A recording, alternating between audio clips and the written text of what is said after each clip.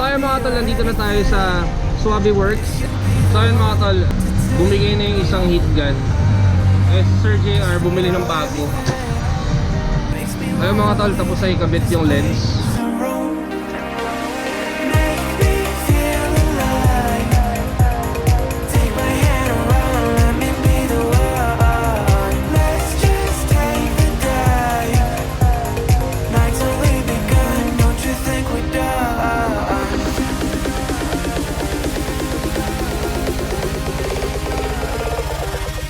Don't you think we're done?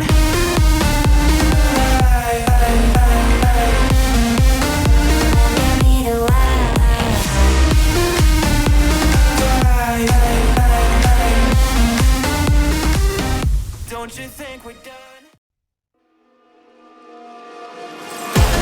Feel the vibe.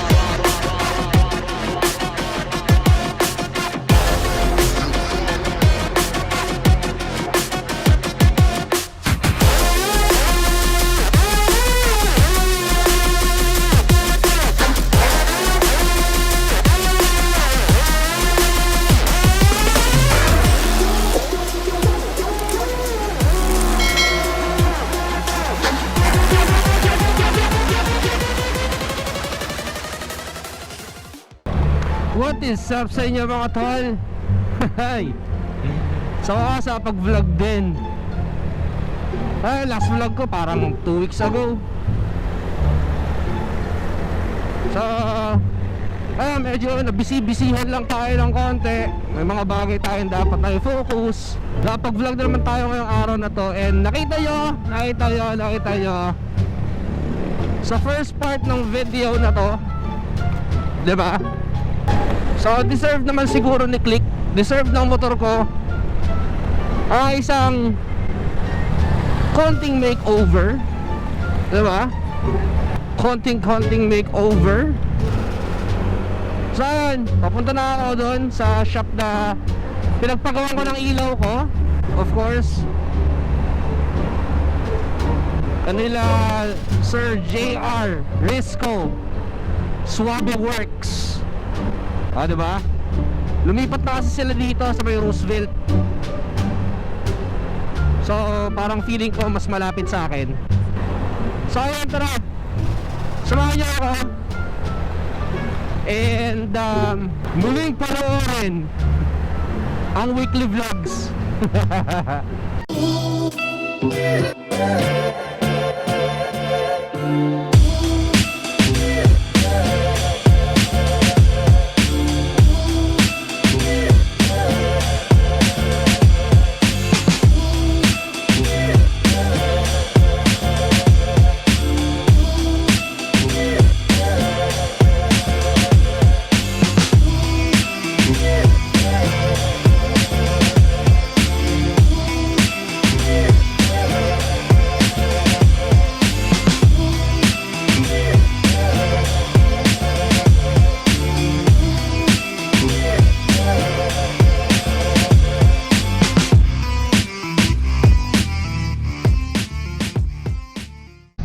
So ayun mga tol, nandito na tayo sa Swabe Works and kasama natin Sir JR Risco.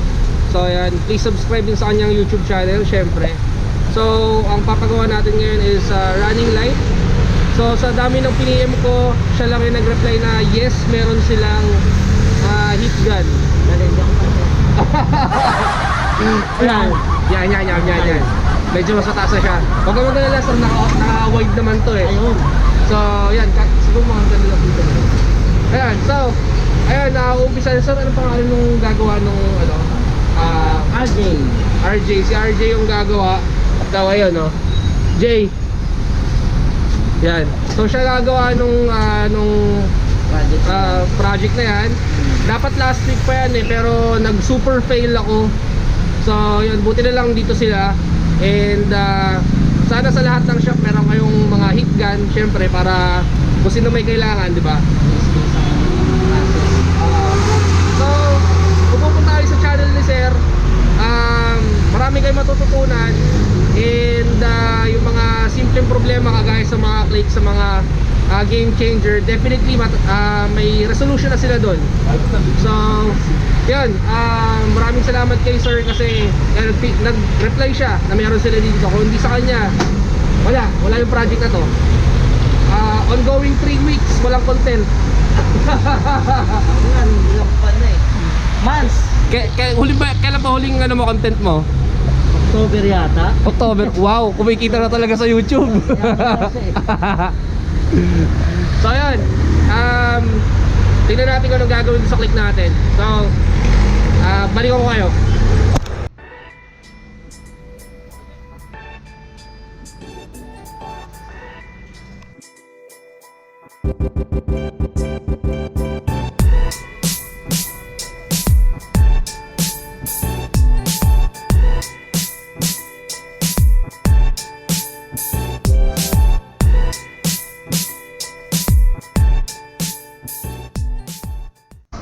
So ayun mga tol,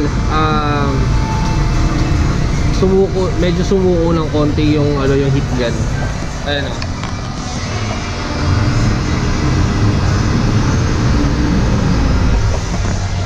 Ayaw nang uminit. Ayun ginagawa ng paraan para uminit ulit. Kaya balikan ko kayo. Meanwhile, So ayun mga tol, bumigay na yung isang heat gun. Si Sir JR bumili ng bago. Ayun yung box oh. Para matapos yung project natin, bumili sila ng bago. Kaya tuloy natin to.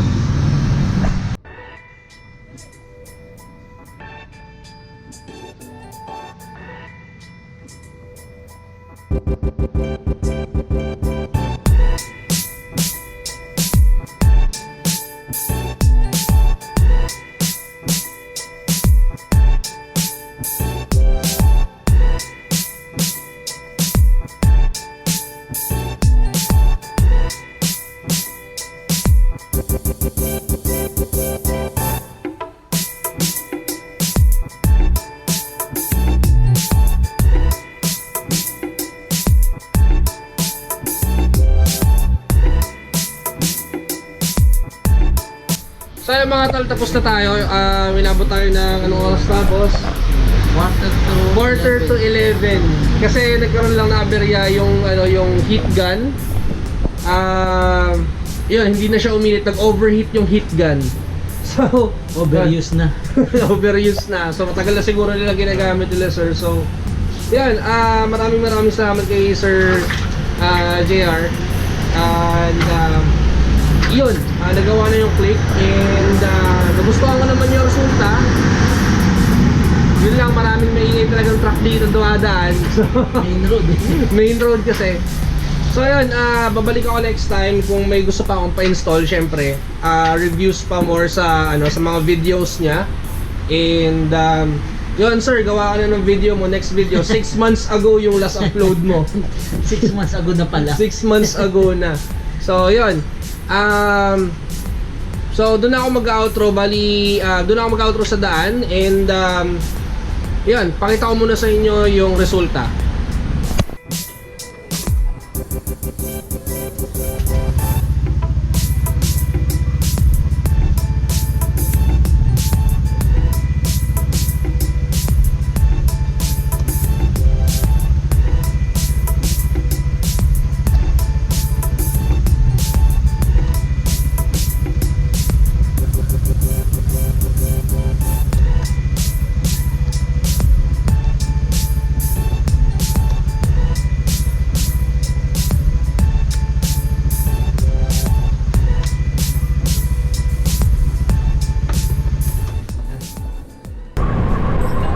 So yun mga tol, pauwi na tayo, dito tayo sa Tandansora.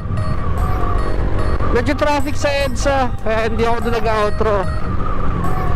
So ayun, tapos yung project ko. So time check, it's 11:24. Ayun o, 11:24 oh. So kaya naman kami natagalan kasi talaga is may mga nangyaring hindi inaasahan, no?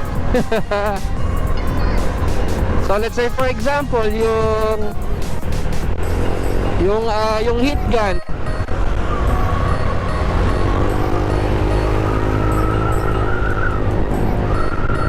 So yung heat gun bumigay yung heat gun nila. Hindi ko alam, siguro ayun na yung heat gun nila dati pa, pero hindi na siya umiinit. Second is kailangan gawan ng paraan. Wala nangyari kasi ganito. Kailangan putulan ng linya. Pinutol yung linya ng stock na relay. Tapos naglagay ng tig-isang flasher relay sa sa left and right para para magkaroon ng supply. May sariling supply ng kuryente yung mga signal light. Ginawan ng sariling linya yung mga signal lights kasi meron akong dual contact na T15.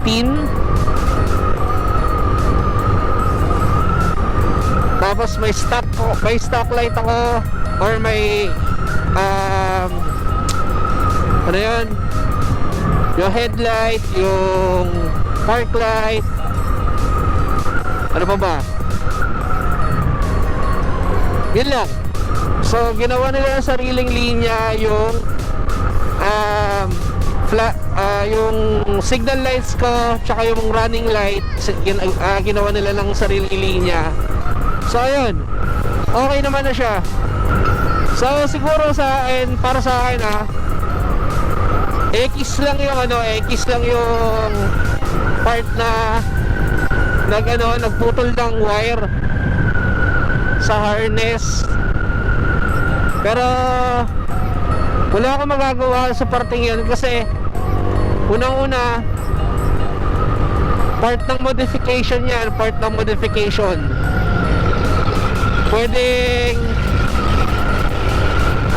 pwedeng putulan para gawa ng sariling linya, or pwedeng hindi, diba? Depende kung anong kaya ng motor.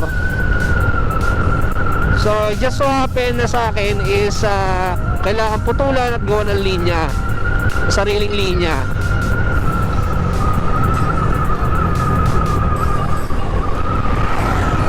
Pero to be honest, no doubt masaya ako sa resulta.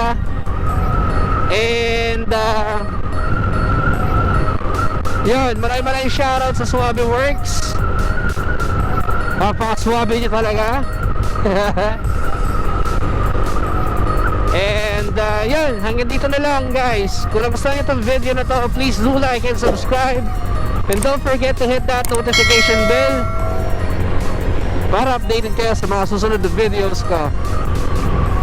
So abangan nyo yung next vlog. Medyo malupit-lupit ng konti yun. So hanggang dito na lang. MOTOPOY, peace out.